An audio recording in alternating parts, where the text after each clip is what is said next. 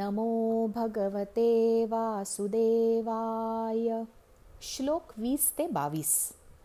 कामैस्तैस्तैर्हृतज्ञानाः प्रपद्यन्तेऽन्यदेवताः तन्तन्नियममास्थाय प्रकृत्या नियता स्वया. यो यो यान्यान्तनुं भक्तः श्रद्धयार्चितुमिच्छति तस्य तस्याचलां श्रद्धां तामेव विदधाम्यहम्. सतया श्रद्धया युक्तस्तस्याराधनमीहते लभते च ततः कामान् मय्यैव विहितान् हितान्. शब्दार्थ: त्या त्या भोगांच्या इच्छेने ज्यांचे ज्ञान हिरावून घेतले आहे असे लोक आपापल्या स्वभावाने प्रेरित होऊन निरनिराळे नियम पाळून इतर देवतांची पूजा करतात. जो जो सकाम ज्या ज्या देवता स्वरूपांचे श्रद्धेने पूजन करू इच्छितो त्या त्या भक्ताची त्याच देवतेवरील श्रद्धा मी दृढ करतो.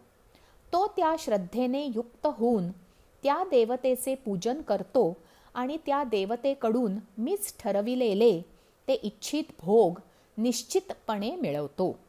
भावार्थ: भक्तीचे 2 प्रकार असतात, सकाम भक्ती आणि निष्काम भक्ती. सकाम भक्ती म्हणजे ज्यांची देवावर निर्व्याज श्रद्धा असते. तू माझी माय, मी तुझे लेकरू अशी त्यांची माया असते. मला जे हवे आहे ते मी तुझ्याकडे मागणार अशी त्यांची सरळ विचारसरणी. त्यात लबाडी नाही. भूक लागली तर पोटाला देवाने द्यावे अशी अपेक्षा, पण जे मिळेल त्याचा आनंदाने स्वीकार. श्रीखंडपुरी नाही मागणार. चटणी भाकरी देव देईल याची खात्री. माझ्या कष्टाला देव यश देईल हा विश्वास. सर्वसामान्य भक्त असा असतो. घर, संसार, लेकरं, बाळं सुखी राहावीत इतकीच अपेक्षा. मी तुला नमस्कार करतो आणि तू माझा सांभाळ कर इतकेच मागणे असते. बालाजी काय किंवा विठ्ठल काय अशा भक्तांसाठी उभे आहेत. त्यांना श्रद्धा जपायची असते. जोपर्यंत मागणाऱ्याचे मन निष्पाप आहे तोपर्यंत यात गैर काही नाही. बाहेर 100 उद्योग करताना आपल्या मागे कोण उभे आहे याची जाणीव ठेवून केले तर मग त्यात लबाडी नाही. नाहीतर ती उसनवारी ठरते. मागणारा मागतो, देणारा मागुते देतो आणि मागणारा त्यात फसत जातो. देवळातला देव अंतरात पण नांदला तर भक्ती खरी. खोटेपणा केला तर एकदाच फटका बसतो. देव सुधारायची संधी देतो. सुधारला नाही तर मग त्याचाही नाईलाज होतो. आईने किती हट्ट पुरवावेत? मूल बिघडणार नाही इतकेच, नाहीतर मग त्याचा बबड्या होतो. आई एक वेळ फाजील लाड पुरवेल, पण देव नाही. देव अन्याय करत नाही. देव हळूहळू सांगू पाहतो. माणसाला समजेल अशा प्रकाराने समजावतो. आयुष्यात आजार येतील, संकटे येतील, कसोटीचे प्रसंग येतील. ही इष्टपत्ती समजायला हवी, कारण आपली चेतना अशा वेळी खूप जागरूक असते आणि भोजन भाऊ, स्तुतीपाठक लांब जातात. त्रास असेल तर माणूस देवाला विसरत नाही. जमिनीवर राहतो, नम्र राहतो. आपल्याला सुधारायची संधी असते. आपले कोण, परके कोण ओळखू येतात. आपली अंतर्मनाची शक्ती कळते. बोट बुडायला लागली की उंदीर आधी निसटतात. उंदीर निसटले ही संकटाची पूर्वसूचना आहे. उंदरांचा दोष नसतो. ते आपल्याला वाचवू शकत नाहीत, मदतही करू शकत नाहीत. आपल्याकडे काय नाही हे संकट आल्याशिवाय कळत नाही. 33 प्रकारचे देव आहेत. कोणालाही मानले तरी कृष्णाला पोचतं. कृष्णं वंदे जगद्गुरु हे खरं. वासुदेव सर्वमिती. कोणाचे तरी स्मरण असायला हवे. गंगेसी जावे सदा वदावे म्हणजे भाव महत्वाचा. चांगली इच्छा असावी, चांगलेच बोलावे, कटकट करू नये. हातातले पाणी मानले तर गंगाजल. जे आहे ते चांगलं म्हणावं. सगळे रोल्स रॉईस घेऊ शकत नाहीत म्हणून तिचा दिमाख आहे. होंडा सिटी घेतली तरी त्याचा आनंद वाटायला हवा तर सुखी होणार. नाहीतर 1 पुती रडे आणि 7 पुती रडे. होंडा सिटीवाला रोल्स रॉईस नाही म्हणून नाराज.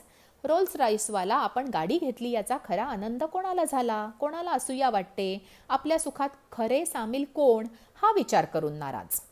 समाधान वस्तूत नाही विचारात आहे. देवाच्या कृपेने सगळं छान चाललंय हे मानण्यात आहे. देवाची कृपा एक वेळ मानली नाही तरी चालेल, आहे त्यात समाधानी राहिले तरी ती भक्ती आहे. मी आहे ते आई वडिलांच्या पुण्याईने म्हटलं तर उत्तमच. ते न म्हणता मी खूप सुखी आहे असं लेकरानं म्हटलं तरी आई बाबांना भरून पावतो.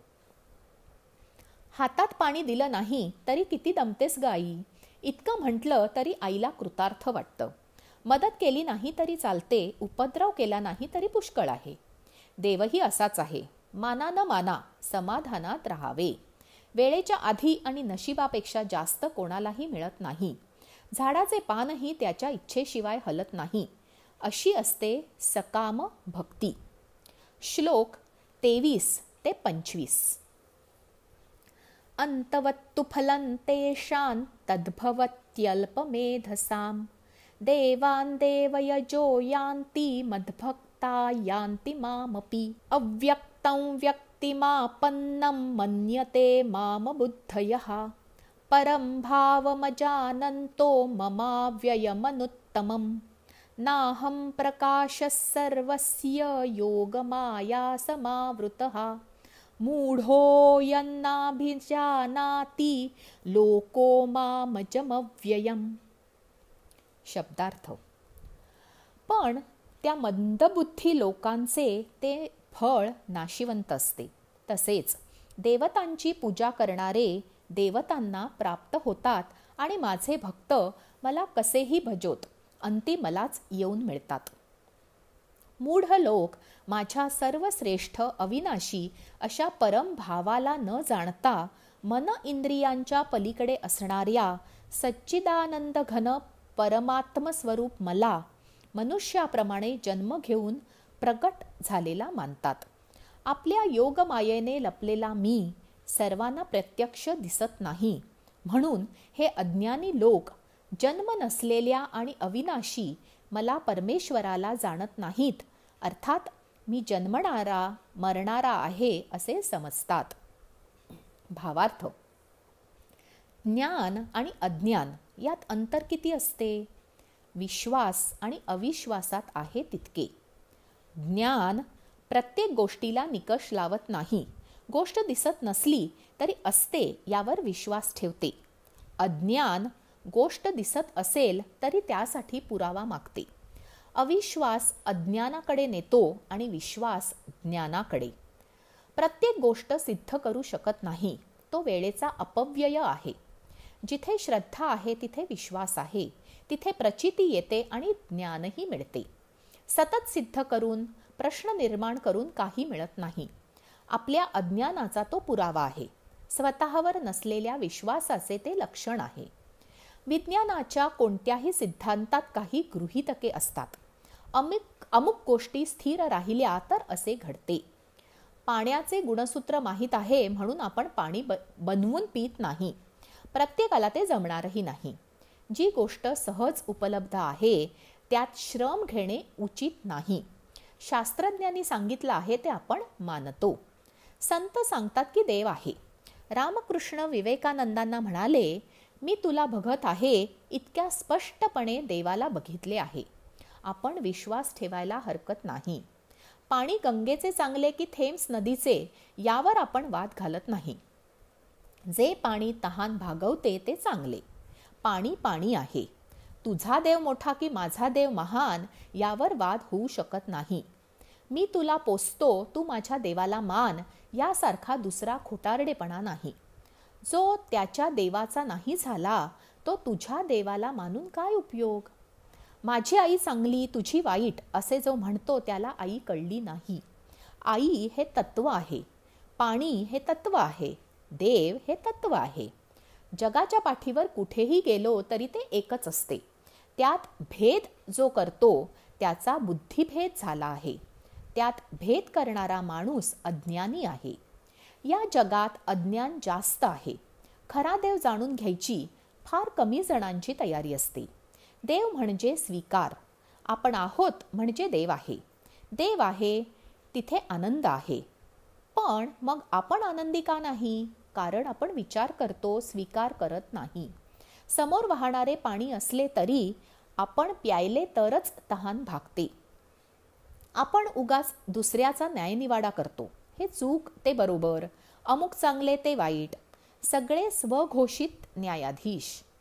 बायबलमध्ये एक गोष्ट आहे, ज्याने आजपर्यंत एकही पाप केलं नाही त्याने पहिला दगड मारावा. दुसऱ्याला वाईट ठरवणारे आपण कोण? न्याय करणारी शक्ती अस्तित्वात आहे. आपण का आपली ऊर्जा वाया घालवतो?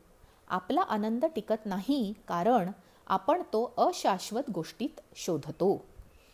आपल्याबरोबर पूर्ण वेळ काय असतं? आपला श्वास आणि चैतन्य. त्यावर लक्ष दिलं, त्यावर मन एकाग्र केलं तर आपण सुखी होतो. आपलं मन आपल्याला त्यापासून दूर नेतं. आपल्या न थांबणाऱ्या विचारांमुळे आपण दुःखी होतो. दुःख ही कल्पना आहे. स्वतःला दिलेले अवास्तव महत्त्व हे आपल्या दुःखाचे मूळ कारण आहे. मी आपल्याला रसातळाला नेतो. या मी पासून दूर गेलो तर आपण सुखी, समाधानी, आनंदी होतो. आयुष्यात टिकणारा आनंद, समाधान आणि शांतता मिळवायचे आहे. त्याचेच दुसरे नाव देव. त्याला शोधण्यासाठी आपली पहिल्या श्वासापासून धडपड सुरू असते. कुठे कुठे शोधतो आपण त्याला? कुठे शोधिसी रामेश्वर अन कुठे शोधिसी काशी. हृदयातील भगवंत नांदतो तुझ्यानी माझ्या पाशी. मनुष्य जन्माचा उद्देश काय? कोहम पासून सोहम पर्यंतचा प्रवास. या प्रवासाला अनेक जन्म लागतात. शुभस्ते पांथानू. आजचे निरूपण इतकेच. जय श्री कृष्ण.